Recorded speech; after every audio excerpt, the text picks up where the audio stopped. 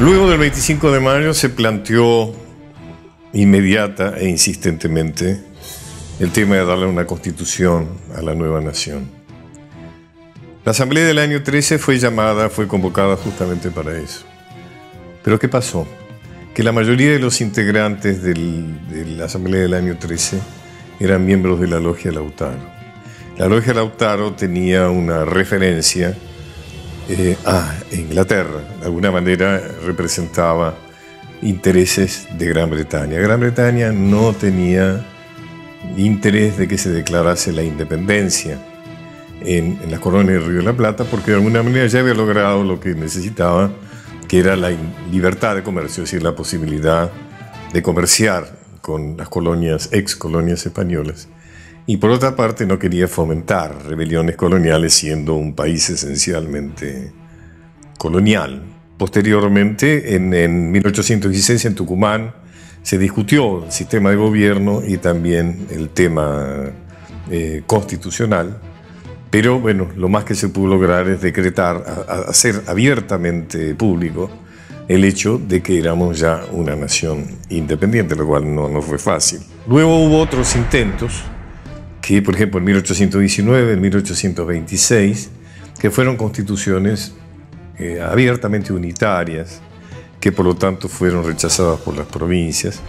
Y finalmente llegamos a 1853, que a instancias de Urquiza, reconociendo los tratados sancionados previamente, se promulga la Constitución Nacional.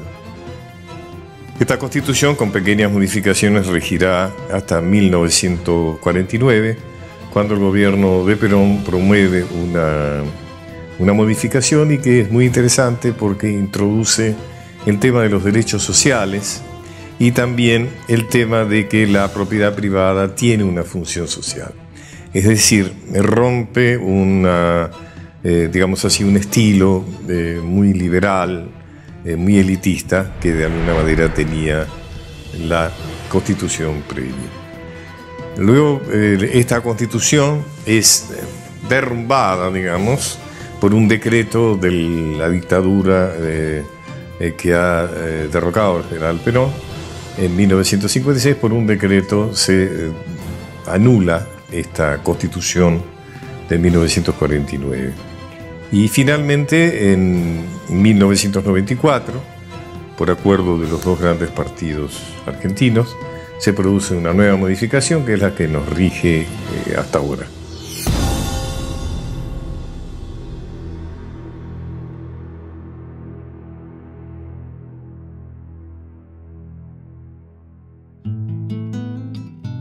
El 20 de noviembre de 1852, con la presencia de diputados de 13 provincias y con la ausencia de Buenos Aires, se inauguró en la ciudad de Santa Fe el Congreso General que debía sancionar una Constitución Nacional para dar una organización definitiva a la Confederación Argentina.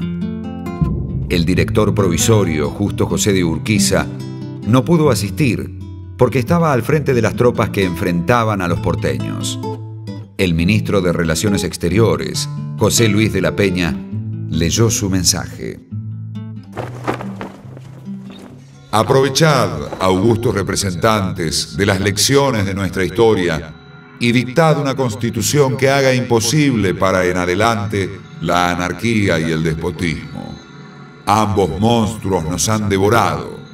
Uno nos ha llenado de sangre, el otro de sangre y de vergüenza.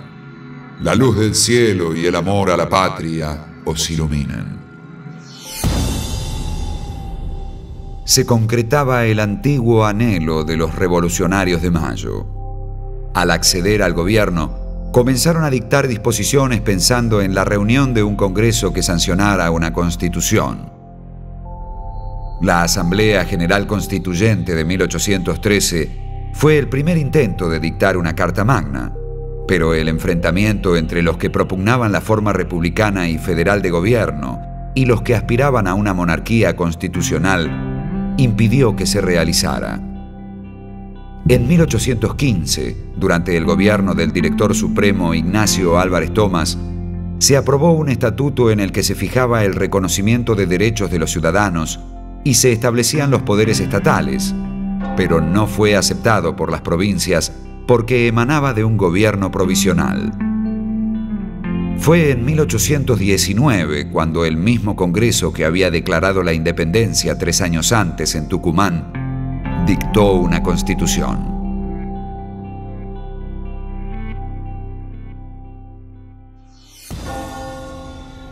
Después de 9 años de revolución, llegó por fin el momento, ciudadanos, de que tuviésemos una constitución. Ella encierra los verdaderos principios de orden social y está dispuesta de manera que, comunicando un solo espíritu, cree el genio de la nación. La nueva constitución, influida por la de Estados Unidos y por la de Cádiz, establecía un poder ejecutivo unipersonal que podía ser establecido bajo la forma republicana o como una monarquía. Aunque fue jurada por la mayoría de las provincias, salvo las del litoral, rigió apenas 8 meses. El principal rechazo provino de su carácter unitario y porque no consideraba a las provincias como entidades de derecho público. La caída del directorio y la disolución del Congreso marcaron el fin de esa constitución y de la unidad nacional. Mientras tanto, los caudillos del interior, acusados por los unitarios porteños de anárquicos y autoritarios, promovieron en sus estados la sanción de constituciones provinciales. En 1813, Artigas promulgó la Constitución de la Provincia Oriental del Uruguay, Estanislao López la de Santa Fe en 1819, Francisco Ramírez la de Entre Ríos en 1820 y Juan Bustos la de Córdoba en 1821.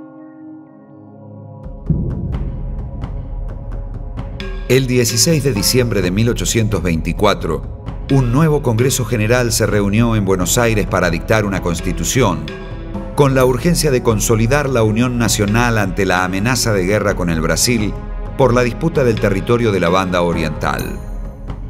2 años transcurrieron para su redacción, durante los cuales se sancionó la ley por la que fue designado presidente de la República Bernardino Rivadavia. Bajo su mandato, el 24 de diciembre de 1826, los constituyentes presentaron la nueva Constitución. Esta Constitución unitaria y la firma de la paz con el Brasil a costa de la cesión del territorio de la Banda Oriental marcaron el final de la presidencia de Rivadavia, quien presentó su renuncia. Se disolvió el Congreso, se derogó la Constitución y otra vez cada una de las provincias reasumió su soberanía autónoma del poder central. Entre 1829 y 1852, cuando el gobernador de Buenos Aires, Juan Manuel de Rosas, detentó la representación de las relaciones exteriores de la Confederación, se postergó el debate de la sanción de una constitución nacional y las provincias regularon sus relaciones mediante acuerdos.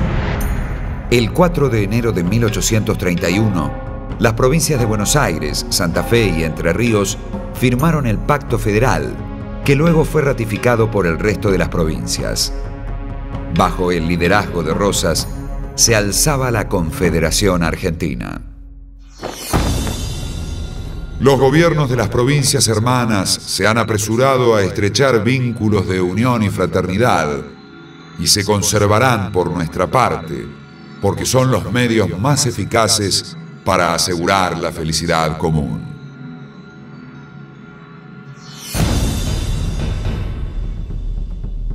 La idea de reunir a un Congreso para que sancionara una Constitución nacional se retomó solo cuando Rosas fue desalojado del poder tras su derrota en la Batalla de Caseros. El 20 de mayo de 1852, el vencedor, Urquiza, convocó a los gobernadores provinciales. Se firma en ese momento el Acuerdo de San Nicolás, por el que se convino reunir una asamblea constituyente en la ciudad de Santa Fe. Pero Buenos Aires rechazó el tratado y tras la revolución del 11 de septiembre de ese mismo año, declaró su autonomía y se separó del resto de la Confederación. A pesar de esto, las provincias eligieron a sus representantes y se formó un congreso con los hombres más notables del pensamiento liberal y de claro corte antirrosista. Participaron de él Juan María Gutiérrez, fundador de la Asociación de Mayo; Facundo Zuviría, presidente del Congreso, exiliado durante la época de Rosas y presidente de la legislatura de Salta después de Caseros; Salvador María del Carril, ex ministro de Rivadavia, quien aconsejó a Lavalle el fusilamiento de Dorrego; Pedro Ferré, el único militar de la Asamblea, amigo de los generales Paz y Lavalle; y Juan Francisco Seguí, designado secretario, entre otros. El apasionante debate comenzó con el planteo de Zuviría acerca de si era oportuna la sanción de una constitución en una nación que aún no estaba pacificada. El diputado Gutiérrez argumentó en contrario.